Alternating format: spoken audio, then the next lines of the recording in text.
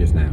You cannot allow what you think somebody's going to think about you be the deterrent that stops you.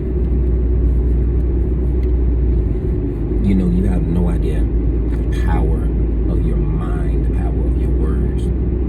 If you could but tap into just tad bit, tap into that in a form of a way that is like, you know what, I'm not going to doubt me today. Every word that is not for my betterment, if it includes a negative connotation, I'm taking it out of my vocabulary. I'm taking it out of my vocabulary. Out of it. And you have to know that.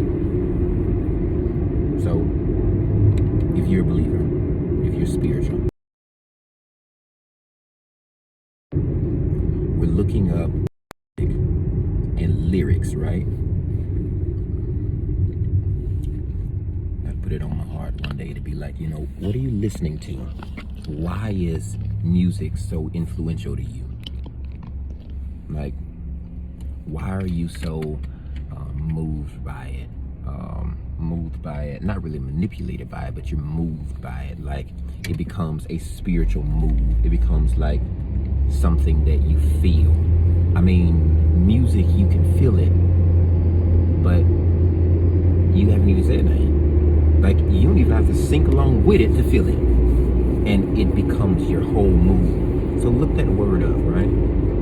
Music comes from the word, or is from the word Homo sapien.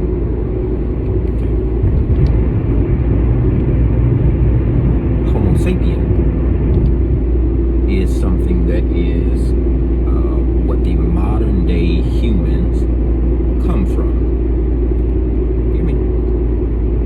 Homo sapien is where the modern day human beings come from. It is something that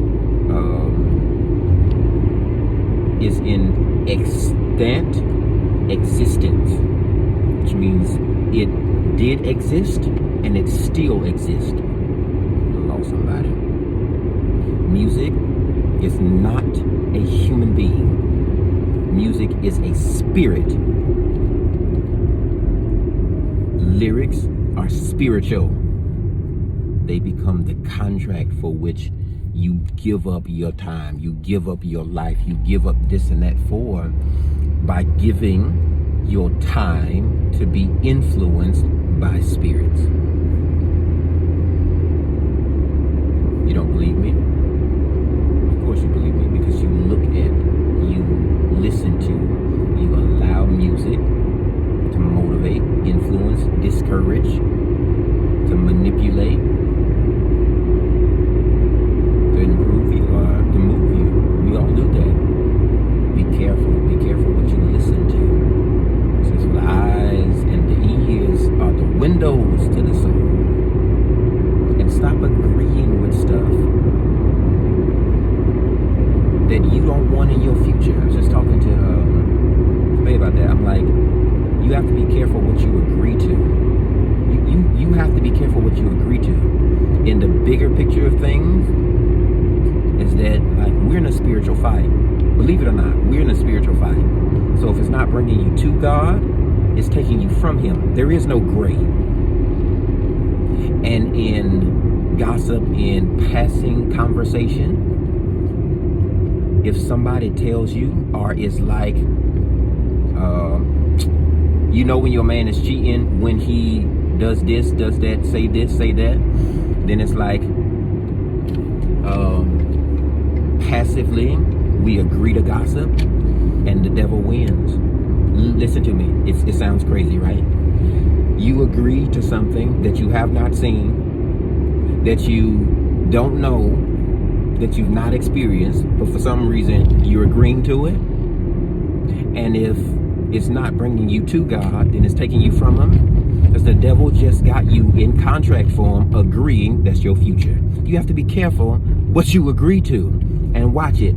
As soon as you agree to it, conversation's done, it's over with. You know what I'm saying? Like that there's no buffer there to be like, it's so passive that you don't even remember it, and you trying to find out why your healthy relationship got so many problems in it, because you walking around talking to folk that is become wiles of the enemy, and having you to sign contracts and stuff in the spirit form with your words, and you have no idea how powerful it is. Let me show you how powerful words are. Words are so powerful that when the enemy comes to Jesus, he says to in one of the three temptations, after he goes 40 days, 40 nights without food, one of the temptations was, I'll give you everything. I'll give you humans.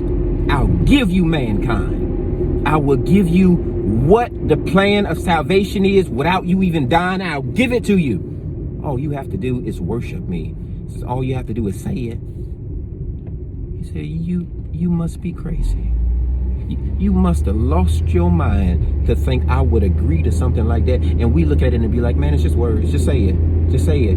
But God knows, and the devil knows, if we are more than just flesh and bones, then the only thing you have in this world that's existent, that is binding, is your words. That becomes that breath of God. If he had said it, it would have saved his life but ruined ours. Even though the devil isn't God, God saying that he's God makes him God, because words are binding. Watch what you're agreeing to. Watch what you're agreeing to. I'm not agreeing to nothing that ain't building me, making me better. Watch that. Know that the devil is intentional, man. Y'all better stop playing with that thing. And he don't come in no like pitchfork, no red suit, no, he don't come like that. You know what he come in red bottoms. He come in the Beamer. He come in the Accord that's beside you at the light that you trying to talk to dude, or you trying to talk to her. It come in this truck driving all crazy about to hit me. It come in your baby. It comes in your spouse. It comes in your coworkers. That's the devil. Not in attack form where you always guard it. An attack what you agree in the stupid stuff. Attack to things that are a deterrent from your destiny. He comes in attack that will keep you off track but keep you fighting back. He comes in the attack, but I bind every attack of the enemy even right now, believing in the name of God that the power of God still has healing power, it still has fighting power, still have condemning power to the enemy, to keep him yielded back. That my strength, your strength, our strength is not in ourselves, but in the one who created us. That no weapon formed against us in the form of things that we don't understand, in the form of lyrics, in the form of music, in the form of mental manipulation, no weapon formed against us shall be able to prosper. Listen to me. No weapon